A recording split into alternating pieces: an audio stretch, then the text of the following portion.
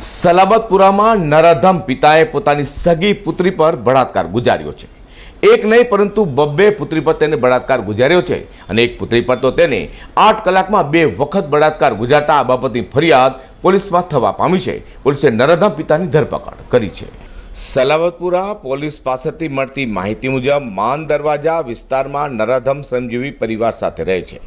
પરિવારમાં પત્ની ઉપરાંત 2 દીકરા અને 2 દીકરી પણ છે, જેમાં મોટી દીકરી 14 વર્ષીય અને નાની દીકરી 13 વર્ષીય છે। મોટી દીકરી ધોરણ 9માં અભ્યાસ કરે છે અને નાની ધોરણ 8માં અભ્યાસ કરે છે। 8 મહિના પહેલાં નરાધમ પિતાએ તેની બંને દીકરીઓના શરીરે હાથ ફેરવીને બળાત્કાર ગુજાર્યો હતો। ત્યારે બંનેએ માતાને ફરિયાદ કરી હતી, પરંતુ માતાએ તે ફરિયાદને ગંભીરતાથી લીધી નહોતી અને પતિને આવું કંઈ ફરી નહીં કરવાની સલાહ આપી હતી। 2 દિવસ પહેલાં નરાધમ પિતા મોટી દીકરીને એક દરગાહ પર લઈ જવા પામ્યો હતો, ત્યારે પણ રસ્તામાં તેની સાથે છેડતી કરી હતી। પછી ગત રાત્રે 12 થી 1 દરમિયાન નરાધમ પિતાએ મોટી પુત્રીનું મોઢું દબાવી બળાત્કાર ગુજાર્યો હતો। સવારે 8 વાગે બીજી વખત બળાત્કાર ગુજાર્યો હતો।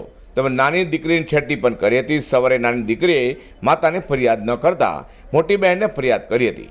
બપોરે બંને બહેનોએ પોલીસ સ્ટેશન જઈને ફરિયાદ કરી હતી। પોલીસે ગુનો દાખલ કરીને આરોપી નરાધમ પિતાની ધરપકડ કરી છે।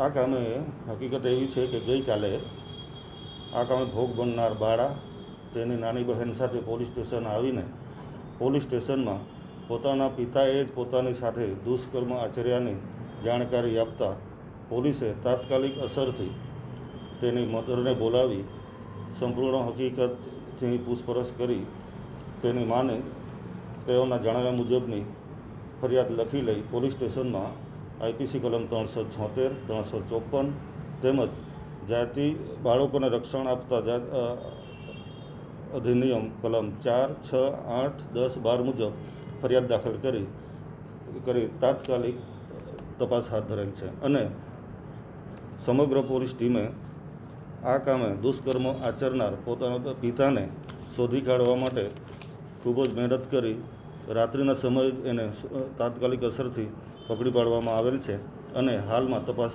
ચાલુ છે। સાહેબ, બાળા પોતે જ કેમ પોલીસ સ્ટેશન આવી, પરિવાર સાથે ના આવી? નહીં, પોલીસ ઘણા સમયથી અવેરનેસના ગુડ ટચ બેડ ટચના પ્રોગ્રામો કરતી આવી છે। એના ભાગરૂપે આ બાળા પોતે સ્કૂલમાં ભણતી હોય એની જાણકારી હોવાથી પોતે જ પોલીસ સ્ટેશનમાં આવેલ છે।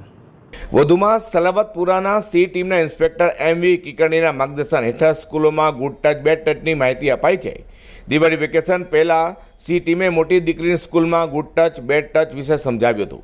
પોલીસે કહ્યું હતું કે કોઈ તમને બેડ ટચ કરે ત્યારે ઘરે ભલે કોઈને ન કહેતા, પરંતુ પોલીસને ચોક્કસ કહેશો। જેથી મોટી દીકરીએ પિતા સામે બળાત્કાર અને છેડતી બાબતે માન દરવાજા પોલીસ ચોકી પહોંચી હકીકત જણાવી હતી। તે સાંભળી પોલીસ પર કર્મચારીઓ પર ચોંકી ઉઠ્યા હતા। બાદમાં તેને પોલીસ સ્ટેશન લઈ જઈ ઇન્સ્પેક્ટર એમવી કિકાણીને આપીથી જણાવતા ગુનો નોંધવા પામ્યો છે। અઝર કુરેશી સાથે પ્રકાશવાળા।